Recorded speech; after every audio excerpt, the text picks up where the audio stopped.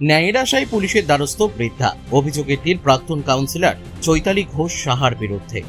লুটেরাদের লোভের আগুন জলে শুধু স্বার্থ তরে, জনগণের ঘাম ঝরে যায় তাদের মিথ্যা আশ্বাস। এই কবিতার পংক্তি যেন বাস্তবে রূপ নিয়েছে রায়গঞ্জে এক বৃদ্ধা মহিলার জীবনে। চোখে জল, কণ্ঠে অসহায়তার সুর আর ন্যায় বিচারের আকুল। এমনই হৃদয় বিদারক অভিযোগ নিয়ে রায়গঞ্জ থানার দ্বারস্থ হয়েছেন বন্দরের বাসিন্দা আশা পোদ্দার। আশা পোদ্দারের অভিযোগ, বিলবাড়ি এলাকায় তাদের প্রায় 1.5 কাঠা জমি রয়েছে। সেই জমিকে কেন্দ্র করেই দীর্ঘদিন ধরে তার উপর চাপ সৃষ্টি করা হচ্ছিল।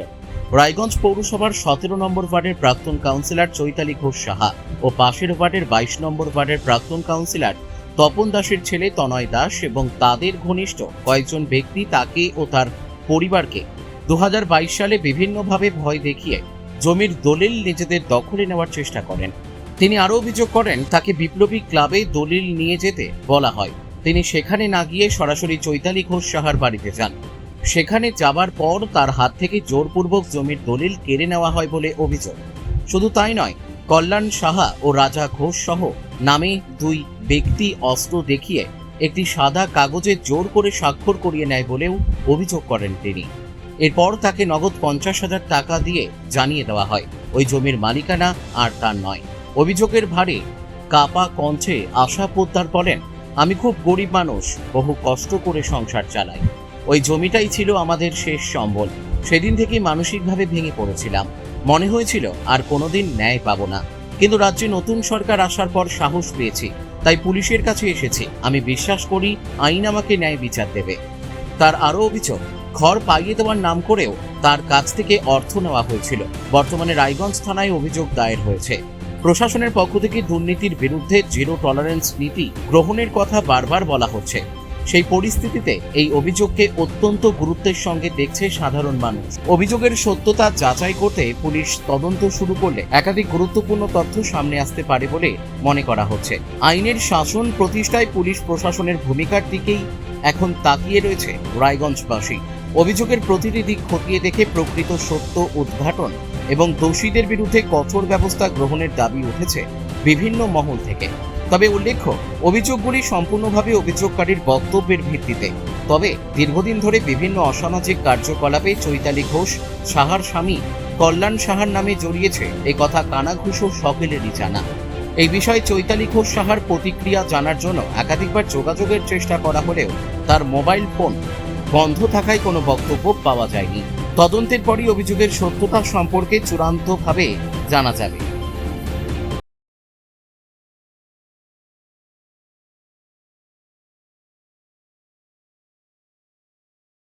কোথায় বাড়ি? রায়গঞ্জ বন্দর পদ্মার পরে। কত নম্বর ওয়ার্ড পড়ছে ওটা? 17 নম্বর ওয়ার্ড। কি অভিযোগ আছে, থানায় কেন এসেছেন? আমি থানায় আসছি, আমার বিল বাড়িতে জায়গা 1.5 কাঠা জায়গা ছিল।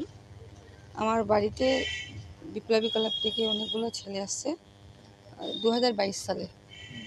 আমাকে বলছে তুমি ক্লাবে চলো। কেন যাবো ক্লাবে? আমি তো ক্ষুদ্র পরিবারের বউ, আমি ক্লাবে যাব না। তারপরে বলছে যে তুমি আসো। গেলাম না। পরের দিন পুরা চলে আসছে সব অনেকগুলো। তুমি গেলা না কেন? তোমার ছেলে করো, ছেলেকে বার করো। আমি বললাম কি ব্যাপারটা কি তোমাদের?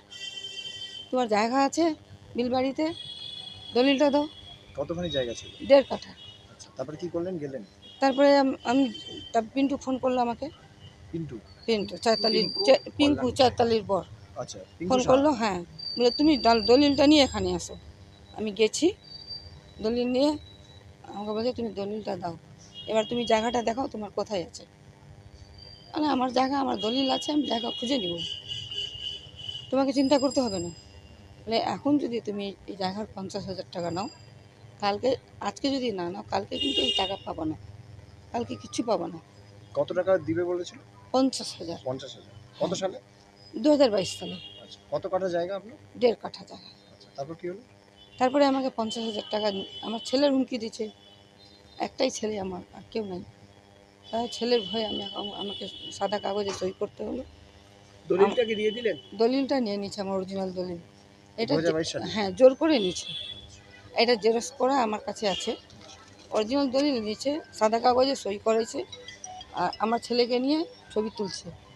তারপর চৈতালি শাহ আবার 2025 সালে আমাকে বললো আমার অ্যাকাউন্টে 1.5 লাখ টাকা ঢুকছে, তোমাকে 1 লাখ টাকা দিতে হবে। আমি, কেন?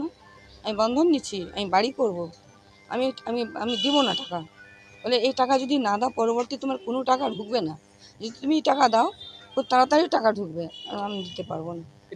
কিসের টাকা ঢুকেছিল? বাড়ির টাকা, ঘরের টাকা। ঘরের টাকা। আমি যেখানে বাস করি এখন ওই ঘরের টাকা।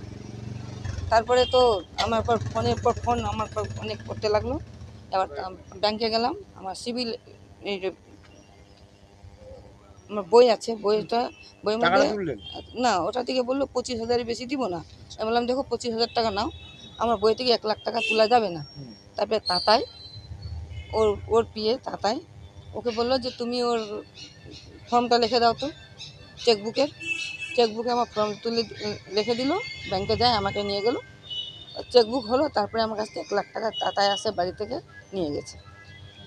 তার মানে মোট কত টাকা নিল আপনার কাছ থেকে? 1.5 লাখ টাকা? না, 50,000 টাকা আমাকে দিচ্ছে, ও ঘরের টাকা।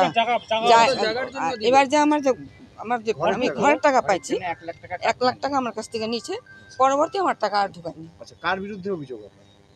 আমার চৈতালি, পিঙ্কু, তাতাই।